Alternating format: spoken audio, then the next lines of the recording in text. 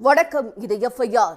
நாட்டின் பல்வேறு இடங்களில் நிகழ்ந்த குற்றங்கள் மற்றும் அதன் பின்னணி பற்றிய தொகுப்புகளை இப்போது பார்க்கலாம். டிஜிட்டல் மோசடியை மையமாக வைத்து எடுக்கப்பட்ட ஜம்தாரா வெப் தொடரில் நடித்த நடிகர் தற்கொலை செய்து கொண்டிருக்கிறார்.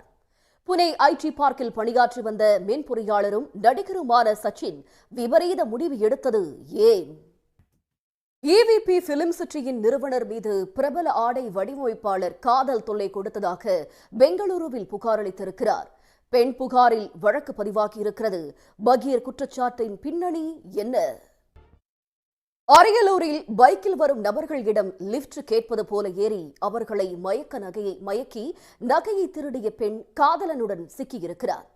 காதல் ஜோடி கைதானது எப்படி? ராஜஸ்தானில் அரசு அதிகாரி ஒருவர் நிறுவனங்களுக்கு டெண்டர் வழங்கியதற்கு லஞ்சமாக தன்னுடைய மனைவி அந்த நிறுவனங்களில் ஊழியராக இருப்பதை